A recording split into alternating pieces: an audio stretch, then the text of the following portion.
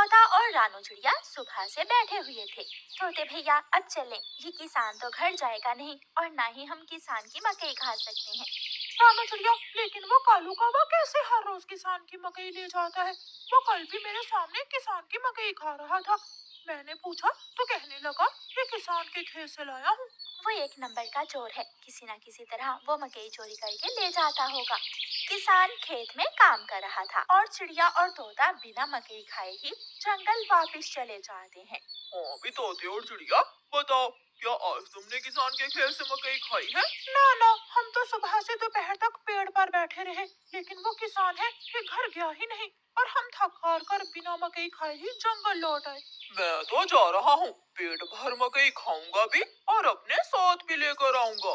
कालू कौवा इंसानों की बस्ती की तरफ जाता है। कालू कौवा किसान के खेत में जाकर किसान से कहता है, किसान किसान, तुम्हें तुम्हारी पत्नी घर बुला रही है, तुम्हारे घर में मेहमान आए हैं। अच्छा, तो मैं जल्दी से घर जाता हूँ। कौवे, शुक्रिया जो तुमने मुझे बता दिया।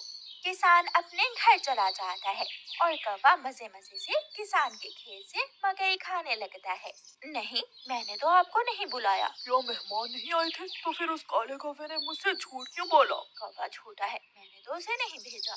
कौवा पेट भरकर मकई खाता है और कुछ मकई अपने साथ लेकर वापस जंगल लौट जाता है। कौवे कौवे, एक मकई का भुट्टा मुझे भी दे दो। ना ना, मैं तो मकई का भुट्टा किसी को नहीं दूंगा, बहुत मुश्किल से लाया हूँ मैं। कौवा चिड़िया के सामने बैठकर मकई का भुट्टा खा रहा था और चिड़िया के मुंह में पानी आ रहा था। दूसरे दिन कौवा फिर से किसान के खेत में जाता है और किसान से कहता है, किसान किसान, मैं अभी अभी तुम्हारे घर से आया हूँ, तुम्हारे बेटे को तेज बुखार है, जल्दी से घर जाओ। कौवे की बात सुनकर किसान घबरा जाता है और कुछ सोचे बिना अपने घर भाग जाता है और कौवा मजे से मकई खाने लगता है। कहाँ है मेरा मुन्ना? मुन्ना तो बाहर खेलने गया हुआ है। क्या मेरा मुन्ना ठीक है? हाँ हाँ, मुन्ना तो बिल्कुल ठीक है। तो फिर इसका मतलब आज फिर उस शरारती कौवे ने मुझसे शरारत की है। उसने मुझसे कहा कि मेरे मुन्ने को बुखार है, मैं जल्दी घर जाऊं। वो कौवा जरूर आपको घर भेजकर खेत से फसल खाता होगा। मैं कल देखूंगा वो कौवा कैसे मुझे उल्लू बनाकर मेरे खेत से मेरी फसल खाता है। कौवा जंगल जाकर बहुत खुश था। वो जो मकई अपने साथ लाया था वो तोते और कबूतर के सामने बैठकर खाता है। वाह वाह, मजा ही आ गया, ये मकई तो बहुत स्वादिष्ट है। यार कौवे, थोड़ी सी मकई मुझे भी दे दो। हाँ ठीक है, अगर तुम मेरे घर का काम कर दो तो मैं तुम्हें भी मकई दे सकता हूँ। मैं भी करूँगा, मैं भी कौवे आपके घर का सारा काम करूँगा, मुझे भी मकई दे देना। ठीक है, तो फिर जल्दी से मेरे साथ आ जाओ। कौवा कबूतर और तोते को अपने घर ले जाता है। तोते, तुम जल्दी से मेरे घर की सफाई सुथराई कर दो और कबूतर तुम जल्दी से मेरे सारे बर्तन धो दो, फिर मैं तुम दोनों को मकई दूंगा।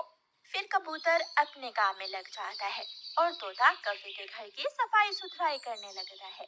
दोनों अपना अपना काम खत्म कर देते हैं। कौवे, मैंने काम कर दिया है, अब मुझे मकई दे दो। मैंने भी काम कर लिया है, मुझे भी मकई दो।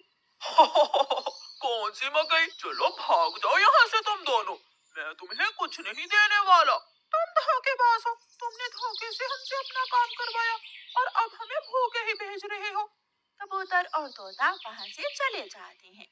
कौवा हर रोज की तरह अगले दिन भी किसान को पागल बनाने के लिए किसान के खेत में चला जाता है। कौवा किसान के पास जाता है और किसान से कहता है, किसान किसान, मैं अभी अभी देख कर आया हूँ, तुम्हारी गाय जंगल की तरफ जा रही है, शायद उसकी रस्सी टूट गई होगी। मेरी गाय को तो शेर खा जाएगा। कौवे, मैं जल्दी से जाकर अपनी गाय को बचाता हूँ। किसान वहाँ से जाता है, लेकिन आज किसान थोड़ी दूर जाकर पेड़ के पीछे छुप जाता है। कौवा किसान के खेत में जाकर मकई खाने लगता है। तो ये कौवे का बच्चा इसलिए मुझे हर रोज किसी न किसी तरह खेत से भेज देता है। जब तक मेरे पास बड़ा दिमाग है, मुझे किसान की फसल खाने से कोई नहीं रोक सकता। किसान के पास बंदूक थी। किसान बंदूक चलाता है और गोली सीधी जाकर कौवे की टांग पर लगती है। कौवा बहुत मुश्किल से वहाँ से भागता है और किसी न किसी तरह अपने जंगल वापस पहुँच जाता है। वो अपने घर के बाहर आकर गिर जाता है। हाय, मर गया, मर गया।